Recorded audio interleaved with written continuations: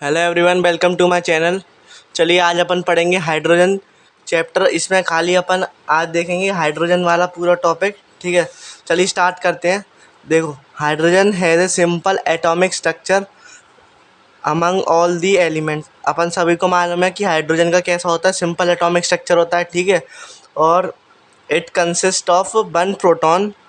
Hydrogen के पास one proton होता है, वन इलेक्ट्रॉन होता है और जीरो न्यूट्रॉन होते हैं। ठीक है, वन इलेक्ट्रॉन, वन प्रोटॉन और जीरो न्यूट्रॉन होते हैं। और हाइड्रोजन किस कौन से फॉर्म में होता है? ये डायटॉमिक मॉलिक्यूल होता है। ठीक है, कैसा होता है ये? डायटॉमिक मॉलिक्यूल होता है। डायटॉमिक मॉलिक्यूल होता है, इसको अपन बोलते हैं dihydrogen. It form more compound than any other element. ये सबसे ज़्यादा कंपाउंड बनाता है जितने भी एलिमेंट है ना पूरे अपने पीरियोडिक टेबल में, उनमें से सबसे ज़्यादा कंपाउंड कौन बनाता है? अपना हाइड्रोजन बनाता है। Do you know that the global concern related to the energy can be overcome to great extent by the use of hydrogen? It is a source of energy। ठीक है, इसको अपन क्या बोलते हैं? सोर्स ऑफ एनर्जी बोलते हैं।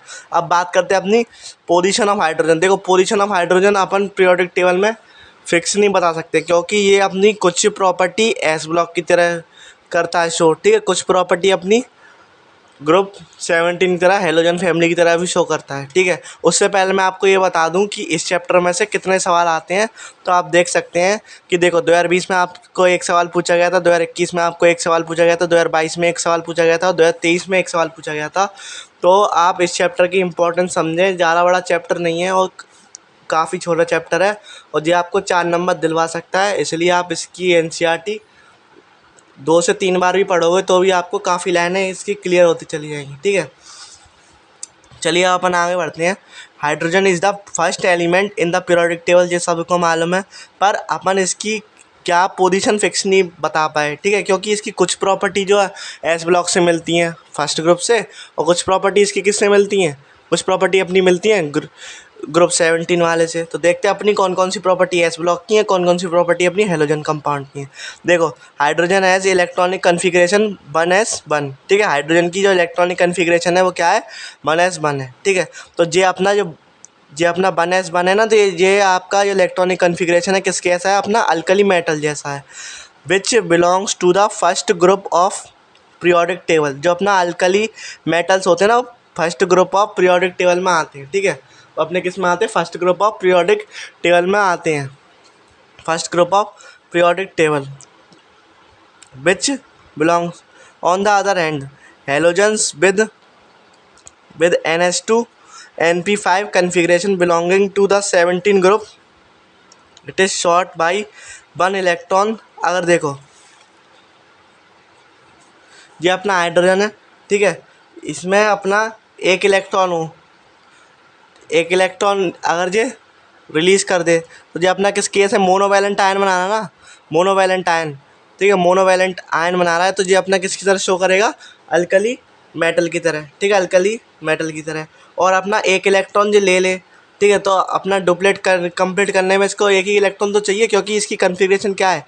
1s1 है। ठीक है, इसकी कन्फिग्रेशन क्या है? अपनी 1s1 है, तो इसको अपना ऑक्टेट पूरा, सॉरी, डुप्लेट अपना पूरा करने के लिए एक इलेक्ट्रॉन ही तो चाहिए, तो वो एक इलेक्ट्रॉन ले लेगा। तो जो अपना ले लेगा अपना एक इलेक्ट्रॉन, तो ये ऐसा काम कौन करते हैं? अपने हेलोजन फैमिली करते हैं। तो उस हिसाब से ये अपना हेलोजन फैमिली से भी रिलेट करता है। ठीक है, it is short by 1 electron to to corresponding noble gas configuration. अगर अपन इसको एक इलेक्ट्रॉन और दे देंगे तो जो इसकी कन्फिग्रेशन बनेगी ना, बिल्कुल कैसी बनेगी? हीलियम जैसी बन जाएगी। ठीक है, इसकी जो कन्फिग्रेशन बन जाएगी वो कैसी बन जाएगी?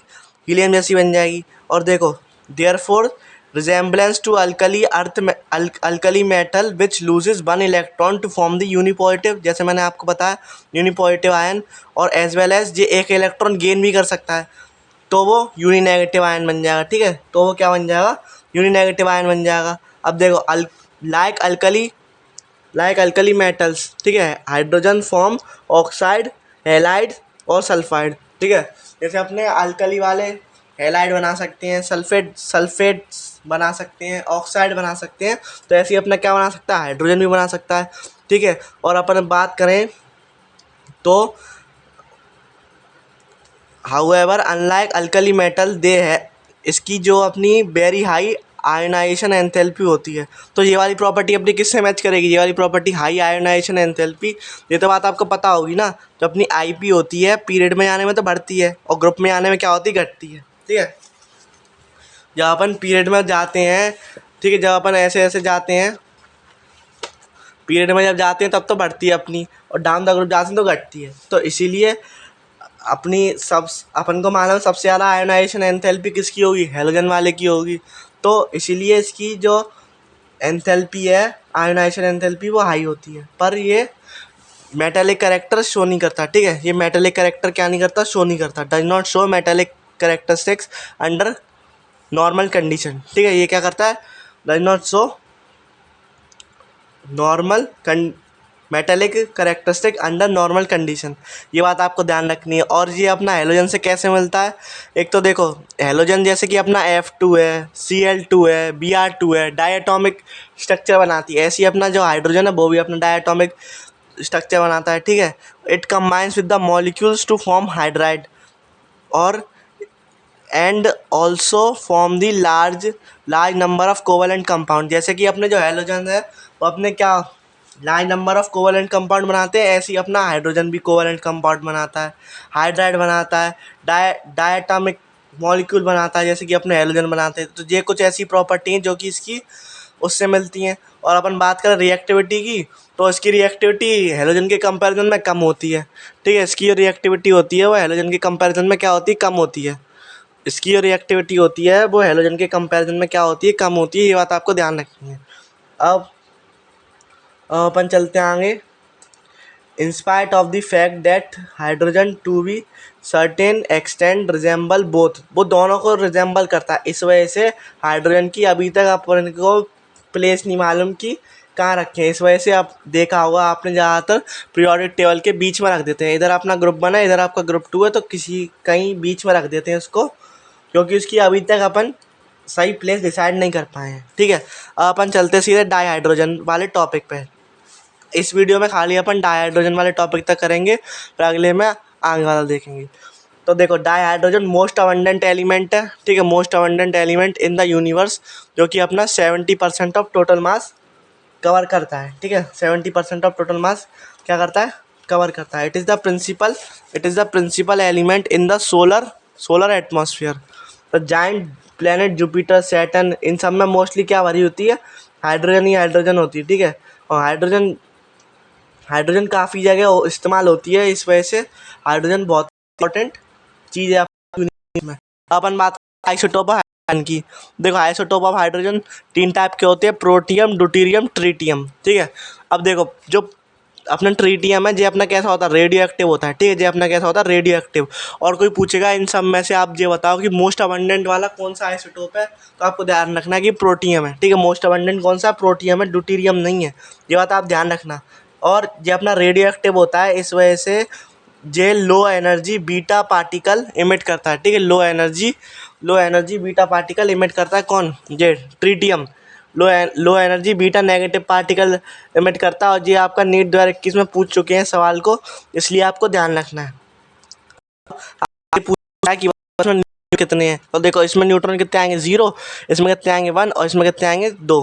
अब क्योंकि इसमें नंबर ऑफ इलेक्ट्रॉन सेम है, इन सब में आप देखोगे सब में 1 इलेक्ट्रॉन है, तो इसकी क्या होगी? केमिकल प्रॉपर्टी सारी सेम होंगी। पर क्योंकि इसका मास सबका अलग अलग, देखो इसका मास कितना है? प्रोटियम का 1 है, और ड्यूटेरियम का 2 है, ट्रिटियम का 3 है। इन सब का मास अलग अलग है। अगर आपको याद हो थोड़ा बहुत, अगर आपने ऑर्गेनिक पढ़ रखी हो, तो आप बॉइलिंग पॉइंट है, मेल्टिंग पॉइंट है, और आप काफ़ी सारी चीज़ें जो पे डिपेंड करती हैं, तो उसके बेसिस पे जो फिजिकल प्रॉपर्टी होती है वो तो इन तीनों की अलग अलग होती हैं। पर अगर अपन बात करें केमिकल प्रॉपर्टी की, तो केमिकल प्रॉपर्टी इन तीनों की कैसी होंगी? सेम होंगी, क्योंकि ये अपनी क्या है? आइसोटोप है। ठीक है, आइसोटोप का मतलब मालूम है ना आपको क्या होता है? आइसोटोप का मतलब ये होता है कि नंबर ऑफ प्रोटॉन्स सेम रहेंगे, और क्या होगा? मास नंबर अलग होगा। ठीक है, एटॉमिक नंबर सेम रहेगा और मास नंबर क्या होगा? अलग होगा। और आपको मालूम है एटॉमिक नंबर को अपन किससे बताते हैं, नंबर ऑफ प्रोटॉन से बताते हैं, और मास नंबर को दोनों के सम से बताते हैं, न्यूट्रॉन प्लस प्रोटॉन, ठीक है, दोनों के सम के बताते हैं न्यूट्रॉन प्लस प्रोटॉन से, ठीक है। और अगर आपको हाफ लाइफ याद हो तो करना, वरना कोई इतना ज़रूरी नहीं है, क्योंकि आप शायद हो सकता है भूल जाओ, तो आपको ध्यान रखना है कि आपको याद रहे तो ठीक है, वरना आप की हाफ लाइफ ध्यान रखना कि 12.33 है, ठीक है, 12 पॉइंट क्या है 33 है इसकी हाफ लाइफ, 12.33। और जो अपना जो आपका ड्यूटेरियम है ना, ड्यूटेरियम, उससे अपन क्या बनाते हैं, ड्यू2ओ भी बनाते हैं, जैसे 2 होता है उसको अपन लाइट वाटर बोलते हैं, ऐसे ही अपना जे होता है इसको अपन क्या बोलते हैं, हैवी वाटर बोलते हैं, ठीक है, क्या बोलेंगे, हैवी वाटर बोलेंगे, तो ये बात को ध्यान रखनी है। तो खाली इतना ही, जल्दी से अपन क्या देख लेते हैं, देखो बात कर, हाइड्रोजन में क्या है, प्रोटीन है, ठीक है, ये अपना प्रोटियम का ब्लॉक है, ये अपना ड्यूटेरियम का, ये अपना ट्रीटियम का। सबसे ज़्यादा अबंडेंस देख लो किसकी, सबसे ज़्यादा इसकी है, फिर इसकी है, फिर इसकी है। अब अपन मास की बात करें, सबसे कम इसका है, फिर इसका है, फिर इसका है। अब मेल्टिंग पॉइंट की बात करें तो देखो सबसे कम प्रोटियम का, फिर ड्यूटेरियम का, फिर ट्रीटियम का। बॉइलिंग पॉइंट की बात करें तो देखो सबसे कम प्रोटियम, फिर ड्यूटेरियम, फिर ट्रीटियम। फिर डेंसिटी की बात करें तो फिर वही सबसे कम प्रोटियम, ड्यूटेरियम, ट्रीटियम, ठीक है। और एंथैल्पी ऑफ फ्यूज़न की बात करें तो प्रोटियम की सबसे कम है, फिर ड्यूटेरियम की, और इसकी अपने को पता नहीं, क्योंकि देखो इसकी ज़्यादातर प्रॉपर्टी पता इसलिए नहीं है क्योंकि रेडियो एक्टिव है, रेडियो एक्टिव को अपन ज़्यादातर पढ़ते नहीं हैं, ठीक है, तो ये बात आपको ध्यान रखनी है। बाकी आप इतना ध्यान रखो तो भी बहुत काम बन जाएगा आपका, ठीक है। आप एंथैल्पी ऑफ वेपराइजेशन तक भी ध्यान रखोगे तो भी आपका काम बन जाएगा, एंथैल्पी ऑफ वेपराइजेशन तक इतना ही पूछा जाएगा आपको, इतना ज़्यादा नहीं, आप इतना ध्यान रखो। और बेसिकली मास के बेसिस पर ध्यान रखो, ये सारी जितनी भी प्रॉपर्टी है ना, जैसे जैसे मास बढ़ता जा रहा है वैसे वैसे अपनी क्या हो रही है, बढ़ती चली जा रही है। प्रोटियम, ठीक है, सबसे कम किसकी होती है, प्रोटियम की, फिर होती है ड्यूटेरियम की, फिर होती है ट्रीटियम की, तो ये वाली बात आपको ध्यान रखनी है। अब अपन आगे चलते हैं।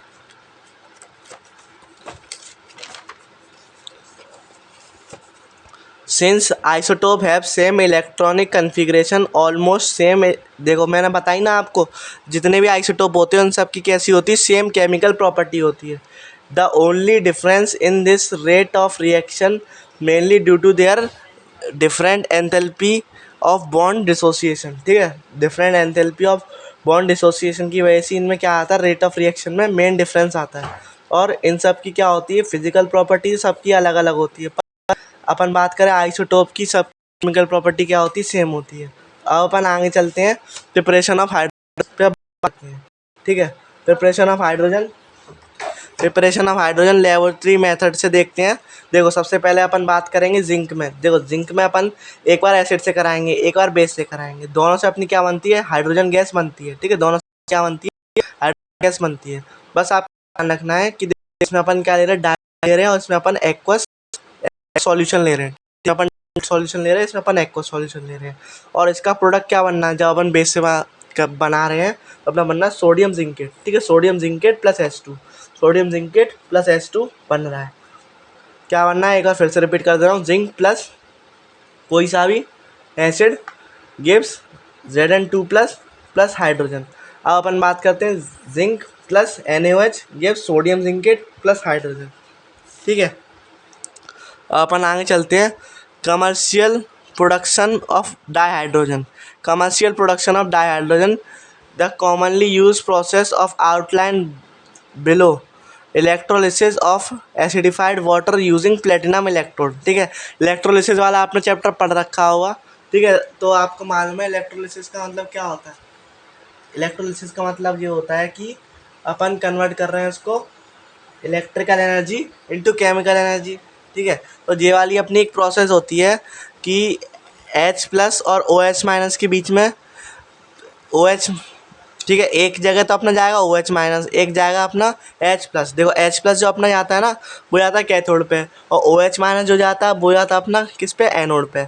तो ये अपना कैथोड पे जाके क्या बना लेगा, हाइड्रोजन गैस बना लेगा, और अपना एनोड पे जाके OH माइनस क्या बना लेगा, ऑक्सीजन गैस बना लेगा, ठीक है। तो ये अपना किससे हो गया, इलेक्ट्रोलिसिस से। अब कोई पूछ ले आपको कि हाई प्योरिटी ऑफ हाइड्रोजन कैसे बना सकते हैं, लगभग 99.95% इतनी हाई प्योरिटी की हाइड्रोजन अपन कैसे बना सकते हैं, तो ये बात आपको ध्यान रखनी है। बेरियम हाइड्रोक्साइड, ठीक है, बेरियम हाइड्रोक्साइड को अपन रिएक्ट कराएंगे, बेरियम हाइड्रोक्साइड बिटवीन द निकल इलेक्ट्रोड सॉल्यूशन, तो आपका प्योरेस्ट हाइड्रोजन बन जाएगी। ठीक है, क्या बन जाएगी, आपकी प्योरेस्ट हाइड्रोजन बन जाएगी। जब आप रिएक्शन कराओगे तो आपकी बन जाएगी प्योरेस्ट हाइड्रोजन बन जाएगी। अब अपन आगे चलते हैं, तो देखो it is obtained as a by product. अब अपना तीसरा पॉइंट देखते हैं। It is obtained as a by product in the manufacture of sodium hydroxide of brine electrolysis. देखो जो अपना सोडियम हाइड्रोक्साइड जिसको अपन बोलते हैं NaOH, NaOH का जो फॉर्मूला है वो अपना है, NaOH का जो फॉर्मूला है वो अपना क्या है, कास्ट, इसको अपन बोलते हैं कास्टिक सोडा। ठीक है, उसकी जो प्रोसेस होती है उसको अपन बोलते हैं कास्टनर कैनल सेल। ठीक है, तो ये भी अपना किस पे होता है, इलेक्ट्रोलिसिस पे बेस्ड होता है। तो देखो एनोड पे रिएक्शन होगी, एनोड पे बनेगी अपनी क्लोरीन गैस और कैथोड पे बनेगी हाइड्रोजन गैस। ठीक है, तो ये इसमें इस रिएक्शन में क्या होता है, एज अ बाई प्रोडक्ट मिलता है। जब अपन इसकी सोडियम हाइड्रोक्साइड की प्रिपरेशन करते हैं तो उसमें एज अ बाई प्रोडक्ट मिलता है, तो आपको ध्यान रखनी है। अब अपन बात करें reaction of steam on hydrocarbon और कोक। ठीक है, रिएक्शन ऑन स्टीम और हाइड्रोकार्बन और कोक। ठीक है, इसमें अपनी दो चीज़ की रिक्वायरमेंट है।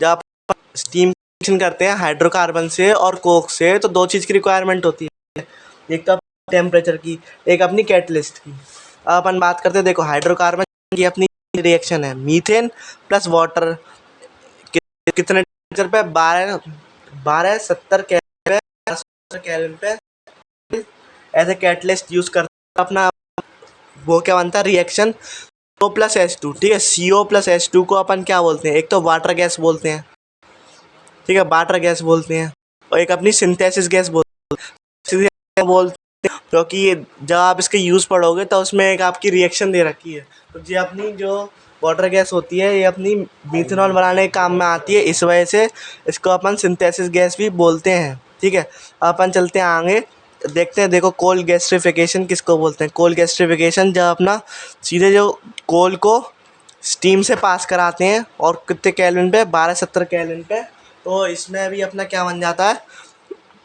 वाटर गैस और सिंथेसिस गैस बन जाती है। अब क्योंकि देखो कार्बन मोनोऑक्साइड जो होती है ना, आपको मालूम बहुत ही ज़्यादा हार्मफुल होती है। ठीक है, और ह्यूमंस के लिए तो खास करके बहुत ज़्यादा हार्मफुल होती है और हाईली सॉल्युबल होती है ब्लड में, तो काफ़ी जल्दी सॉल्युबल हो जाती है। इस वजह से इसको हटाने के लिए अपन फिर से इसी को जे वाटर गैस को फिर से अपन रिएक्ट कराते हैं 673 केल्विन पे और कैटलिस्ट की प्रेजेंस में। तो जब अपना क्या बनाना था, CO2 plus water, sorry CO2 plus H2O। अब CO2 बन गई, अब अपन को क्या करना है, CO2 को हटाना है। तो CO2 को हटाने के काफ़ी सारे मेथड है, उसमें से एक मेथड आता है इसको KOH से सोख लो। ठीक है, जो आपने अगर पढ़ रखा हो उसमें मोल्स हाफ लीफ एक्सपेरिमेंट, तो अपना KOH इस्तेमाल करते हैं CO2 की इम्पोर्टेंस बताने के लिए। अगर आपको याद हो फोटोसिंथेसिस में अपन यूज़ करते थे ना CO2 की इम्पोर्टेंस बताने को, तो ये वही है। ठीक है, तो इससे अपन क्या कर सकते हैं, CO2 को एब्जॉर्ब कर सकते हैं। ठीक है, इसी रिएक्शन को अपन क्या बोलते हैं, कार्बन मोनोऑक्साइड प्लस स्टीम। ठीक है, carbon monoxide plus steam give CO2 plus H2O। इसी रिएक्शन को अपन बोलते हैं वाटर गैस शिफ्ट रिएक्शन। ठीक है, इसी रिएक्शन को अपन क्या बोलते हैं, वाटर गैस शिफ्ट रिएक्शन। अब अपन चलते हैं आगे, तो देखो अब अपन चलते हैं आगे, प्रॉपर्टी ऑफ डाइहाइड्रोजन देखते हैं। देखो सबसे पहले अपन बात करेंगे फिजिकल प्रॉपर्टी की। तो फिजिकल प्रॉपर्टी में अपना जो आता है, फिजिकल प्रॉपर्टी में आता है जो कलरलेस, ऑर्डरलेस और टेस्टलेस और कैसी है, कंबस्टेबल गैस है। ठीक है, कलरलेस भी है, ऑर्डरलेस भी है और टेस्टलेस भी है और कंबस्टेबल गैस है। तभी तो आपने देखा होगा हाइड्रोजन गैस एक तो लाइटेस्ट गैस होती है और ऊपर से अपन काफ़ी बार इसको बैलून्स वगैरह में भी इस्तेमाल करते हैं। ठीक है, तो अपनी कंबस्टेबल गैस भी होती है, जल्दी से क्या लगा देती है, आग लगा देती है। तो ये बात आपको क्या करनी है, ध्यान में रखनी है। ठीक है, अब इसकी आने वाली क्या केमिकल प्रॉपर्टी जो कि बहुत इंपॉर्टेंट है और इससे आपका किस में नीट 2023 में सवाल आ चुका है, ठीक है, कैसा आया था आपका सवाल? तो वो पूरा आया था स्टेटमेंट बेस, उसमें दे रखी थी 4 से 5 स्टेटमेंट और उसमें से पहचान के बतानी थी कौन सी सही है कौन सी गलत है। ठीक है, तो चलिए अपन अब स्टार्ट करते हैं chemical properties. Chemical behaviour of dihydrogen and matter any molecules is determined to be large extend by bond dissociation enthalpy. देखो बॉन्ड डिसोसिएशन एंथैल्पी यानी कि बॉन्ड को तोड़ने की एंथैल्पी। देखो आप ये बताओ कि जैसे कि ये अपना क्या है, एक पेन का कैप है, इसको तोड़ना मुश्किल है कि आप ये बताओ कि ये इस पेन को तोड़ना मुश्किल है? वो तो सीधी सी बात है, जितनी ज़्यादा चीज़ छोटी होती चली जाती है उतनी ज़्यादा क्या हो जाती है, इसकी टूटने की जो स्ट्रेंथ होती है वो बढ़ती चली जाती है। तो इसीलिए जो अपना H2 है वो काफ़ी छोटे सा है, तो इस वजह से जो इसकी बॉन्ड डिसोसिएशन एनर्जी होगी ना तो क्या होगी, बहुत ज़्यादा हाई होगी। और इसी पॉइंट पे आपका एक ऑप्शन उसने बनाया था, तो ये बात आपको ध्यान रखनी है कि इसकी कैसी होती है, हाई होती है। दे रखी थी, लो रखी थी। ठीक है, तो एक तो आपका ये बहुत इंपॉर्टेंट पॉइंट है। Both in preference draw this fact because their factor of dissociation of hydrogen into its atom, उसके लिए अपन को इतना तो डिग्री टेम्परेचर देना पड़ेगा। ठीक है, इतना आपको टेम्परेचर देना पड़ेगा तब जाके वो क्या होगी। और इट इज़ रिलेटिवली इनर्ट। देखो इंपॉर्टेंट लाइन है, वो आपसे बोल देगा इट इज़ रिलेटिवली एक्टिव, बोल दे कुछ भी बोल सकता है, यानी कि इंपॉर्टेंट है, it is relatively inert at room temperature. ये बात आपको देखनी ये कैसी होती है, relatively inert at room temperature due to the presence of high, क्योंकि देखो इसकी हाई बॉन्ड एनर्जी है ना, तो ये टूटेगा नहीं, और इसका बॉन्ड नहीं टूटेगा तो किसी के संग रिएक्शन कैसे कर लेगी, इस वजह से इनर्ट होती है। इनर्ट का मतलब जो ऐसी चीज़ जो किसी से रिएक्ट ना करे। ठीक है, अब thus the atomic mass Thus, the atomic hydrogen is produced at high temperature in the electric arc under the ultraviolet radiation। ठीक है, इसके लिए आप हाइड्रोजन बनाने के लिए अपन को काफ़ी ज़्यादा हाई टेम्परेचर चाहिए रहता है, इसलिए आपने देखा होगा कि सन वगैरह जो होते हैं ना वो हाई अमाउंट ऑफ उनके पास क्या होती है, हाइड्रोजन होती है, क्योंकि उसको बनाने के लिए काफ़ी सारी एनर्जी चाहिए रहती है, एनर्जी और टेम्परेचर काफ़ी सारा चाहिए रहता है, तो वो अपना सबसे ज़्यादा किसके है, वो सन के पास। ठीक है, since it is optically is incomplete with one electronic configuration, it does combined with almost all elements, it accommodates reaction। ठीक है, या तो वो क्या करेगा, लूज कर देगा ओनली इलेक्ट्रॉन, या फिर क्या कर लेगा, गेन कर लेगा। ठीक है, या तो वो लूज कर सकता है, या फिर वो गेन कर सकता है, या फिर वो शेयरिंग भी कर सकता है। तीनों काम करता है अपना, गेन भी करेगा, लूज भी करेगा, और समय आने पर शेयरिंग भी करेगा, और अपना कोवेलेंट बॉन्ड भी बनाएगा। कैसा बनाता है ये, ना तो डबल बनाएगा ना ट्रिपल बनाएगा, ओनली सिंगल बनाता है। कैसा बनाता है, अपना सिंगल बॉन्ड बनाता है। अपन बात करते हैं रिएक्शन विद हाइड्रोजन, तो देखो it react with reaction with halogen, it react with halogen X2 to give hydrogen halide. ठीक है, hydrogen reacts with halogen gives hydrogen halide. while the reaction with fluorine occurs in the dark, और iodine के लिए अपन को क्या चाहिए रहता है, कैटलिस्ट चाहिए रहता है। ये भी आपसे पूछ लेगा, आपको घुमा के दे देगा कि बताओ ये स्टेटमेंट सही है कि नहीं। तो ये बात आपको ध्यान रखनी है जब अपन रिएक्शन करते हैं हाइड्रोजन की हेलोजन के संग। तो देखो आयोडीन के लिए रहता है कैटलिस्ट, और अपना फ्लोरीन के लिए रहता है, के लिए चाहिए रहता है डार्क कंडीशन में होती है, अंधेरा चाहिए रहता है फ्लोरीन के लिए, अपना आयोडीन के लिए क्या चाहिए रहता है, कैटलिस्ट चाहिए रिएक्शन। ठीक है, तो ये बात आपको क्या करनी है, ध्यान में रखनी है, ये इंपॉर्टेंट लाइन है, होता आ सकती में, तो आप थोड़ा ध्यान दें इस पर। Reaction with oxygen, it react with dioxygen to form the water and highly exothermic. ये कैसी रिएक्शन है, हाईली एक्सोथर्मिक, यानी कि डेल्टा एच नेगेटिव। एक्सोथर्मिक जहाँ पे भी आपको दिख जाए डेल्टा एच नेगेटिव, इसका मतलब एक्सोथर्मिक का मतलब क्या होता है, आपको मालूम है कि रिएक्टेंट साइड की एनर्जी ज़्यादा है और प्रोडक्ट साइड की एनर्जी कम है, तो इसको अपन बोलते हैं एक्सोथर्मिक। इसका जस्ट उल्टा हो जाए, प्रोडक्ट साइड की एनर्जी ज़्यादा हो जाए और रिएक्टेंट साइड की एनर्जी हो जाए, उसको अपन बोलते हैं एंडोथर्मिक। ठीक है, ये बात आपको क्या करनी है, ध्यान में रखनी है। तो देखो जी वाली रिएक्शन तो अभी आप पीछे पढ़ के ही आए, जस्ट रिवर्स ही तो हो गई। आपको अगर याद हो, हाइड्रोलिसिस में क्या पढ़ा था, पानी की इलेक्ट्रोलिसिस करते हैं तो अपना H2 और O2 बन जाता है। अब इसमें क्या करा है, H2 और O2 जोड़ के पानी बना दिया, तो होगा उसकी जस्ट उल्टी, हो गई कि नहीं हो गई, उसकी जस्ट उल्टी हो गई। तो बस, तो ये अपना क्या है, ये अपन बात करते हैं रिएक्शन में हाइड्रोजन, तो मोस्ट रिएक्शन है, सब बच्चों को याद हुई। इस रिएक्शन का नाम क्या है? ठीक है, रिएक्शन का नाम है हेवर्स प्रोसेस। ठीक है, हेवर्स प्रोसेस। और इस पे इस साल सवाल आ चुका है हेवर्स प्रोसेस। वो थोड़ा सा आप सरफेस से ले था, पर आपका हेवर्स वाली रिएक्शन अपना क्या 3H2 gas presence of 70 kelvin 80 और आयरन एज अ कैटलिस्ट इस्तेमाल करते हैं। और अपना क्या आया था? अमोनियम आया था। ये भी अपने कैसी एक्सोथर्मिक है, क्योंकि इसकी डेल्टा एच क्या है? नेगेटिव। क्या है इसकी डेल्टा एच? नेगेटिव। ये बात आपको ध्यान रखनी है। अपन बात करते हैं रिएक्शन विद मेटल। हाइड्रोजन अपनी मेटल के संग भी रिएक्ट कर लेती है। ठीक है, रिएक्ट करेगी एट हाई टेम्परेचर और क्या बना देगी? मेटल हाइड्राइड बना देगी। क्या बना देगी? मेटल हाइड्राइड बना देगी। और where M is the alkali metal. ठीक है, एम इज द क्या होता है? इधर अल्कली मेटल होता है। क्या होता है अपना? अल्कली मेटल होता है। और आपको ध्यान रखनी है कि अपनी हाइड्रोजन जो होती है ना, वो कैसी होती है? वो रिड्यूसिंग एजेंट होती है। ठीक है, हाइड्रोजन कैसी होती है अपनी? किस टाइप की होती है? वो अपनी होती है रिड्यूसिंग एजेंट की। तो रिड्यूसिंग एजेंट है, तो आपको नाम से समझ में आना चाहिए। जब अपन रिएक्शन कराएंगे मेटल आयन से और मेटल ऑक्साइड से, तो it reduces some ions in aqueous solution. देखो, मेटल की को भी रिड्यूस कर देगी और सीधी बात मेटल को भी रिड्यूस कर देगी। दोनों को अपनी क्या होती है? हाइड्रोजन रिड्यूस कर देती है, क्योंकि ये अपनी क्या है? एक एक रिड्यूसिंग एजेंट की तरह काम करती है। ठीक है, तो जिसका एजेंट होगा, ठीक है, अगर इसमें देखो ऐसे रिड्यूसिंग एजेंट है, जिसका एजेंट है तो वो उसी का ही काम करेगा और उससे उल्टा अपना करेगा। ठीक है, तो रिड्यूसिंग एजेंट है तो सामने वाला क्या करेगा? रिडक्शन कर। ठीक है, और अपना क्या कर लेगा? ऑक्सीडेशन। सीधी बात है। अब आपका क्या हुआ? यही लाइन पूरी। It reduces some metal ion in aqueous solution and of metal ion. पर ये होती है less active than iron. Less active than iron, पर आप पूछी गई, इसमें लिख दिया था मोर एक्टिव देन आयरन। कैसी होगी? गलत हो गई। तो यही इसकी पकड़ लेगी। तो आपको ये देखना है कि इसकी लाइन हो जानी चाहिए आपको। ठीक है, ये तभी याद हो सकती है जब आप 3 से 4 बार इन चैप्टरों को देखोगे। कुछ चैप्टर ऐसे हैं जिनको बार बार देखना पड़ेगा, तभी आपके नंबर बन पाएंगे। ठीक है, चलिए आगे रिएक्शन विद ऑर्गेनिक। देखो, रिएक्शन विद ऑर्गेनिक कंपाउंड में क्या है?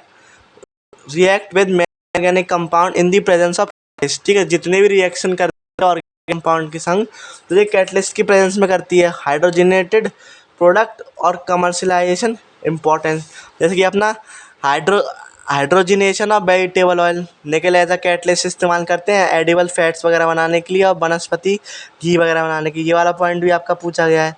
और hydroformylation of aldehyde further into alcohol. ठीक है, हाइड्रोफॉर्माइलेशन करा लेते हैं अपन। हाइड्रोजन की रिएक्शन कराएंगे अपन किससे? अल्कीन से, तो ये बना देगा अपना एल्डिहाइड। ठीक है, और एल्डिहाइड की रिएक्शन कराएंगे अपन हाइड्रोजन से, तो ये बना देगा अल्कोहल। एल्डिहाइड की रिएक्शन कराओ हाइड्रोजन से तो बनाता है अल्कोहल। और हाइड्रोजन की रिएक्शन कराओ किससे? अल्कीन से, तो ये अपना बना देगा एल्डिहाइड। तो ये बात आपको क्या करनी है? ध्यान में रखनी है। अपन देखते हैं यूजेज ऑफ डाइहाइड्रोजन। तो देखो, यूजेज ऑफ डाइहाइड्रोजन में क्या है? 10 largest single use of dihydrogen in the synthesis of ammonia. ठीक है, it is use in the manufacture of nitric acid. Synthesis ammonia nitric acid fertilization में यूज होती है। और अपनी हाइड्रोजन कार्बन मोनोऑक्साइड के संग हाइड्रोजन जो लेते हैं अपन, cobalt as a catalyst use करते हैं और अपना क्या मीथेन बनाती है। और डाइहाइड्रोजन वनस्पति फैट्स हाइड्रोजनेशन रिएक्शन में भी काम में आती है। ठीक है, और क्या बनाती है? Most widely use in metal hydrates. ठीक है, और it is used for preparation of hydrogen chloride. काफ़ी सारी चीज़ें क्लोराइड बनाने का आएगी, अमोनिया में काम आएगी, काफ़ी चीज़ों का काम आएगी। ठीक है, काफ़ी चीज़ों का काम आती है, को ध्यान रखनी है। और तो अपन फ्यूल सेल भी इस्तेमाल करते हैं। काफ़ी अच्छा है, काफ़ी अच्छा है एनर्जी जनरेटिंग करने के लिए। और हाइड्रोजन को एज अ फ्यूल भी इस्तेमाल करते हैं बड़े बड़े रॉकेट में और स्पेसशिप वगैरह में। ठीक है, बड़े बड़े रॉकेट्स में और स्पेसशिप वगैरह में। ठीक है, तो अभी तो फ़िलहाल मैं इस वीडियो को यहीं तक ही रोकता हूँ। ठीक है, इसके बाद अपन आगे बात कर लेंगे। मतलब काफ़ी सारा इसका यूज़ होता है डाइहाइड्रोजन का।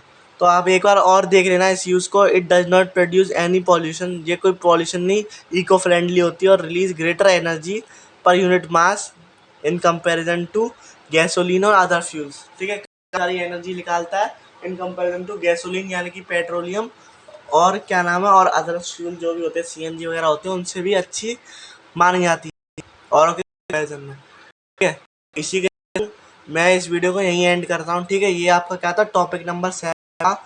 और आपका हो सकता है कि एक बार तो आपका इधर से आ गया, हो सकता है कि अब इसके आगे से आए, तो ठीक है, तो आप इसका अगला वीडियो भी देखना और कोशिश ये करना कि एनसीईआरटी आप इनऑर्गेनिक की जितनी बार भी पढ़, ठीक है, मिनिमम आप 4-5 बार पढ़ सको तो वो अच्छा रहेगा।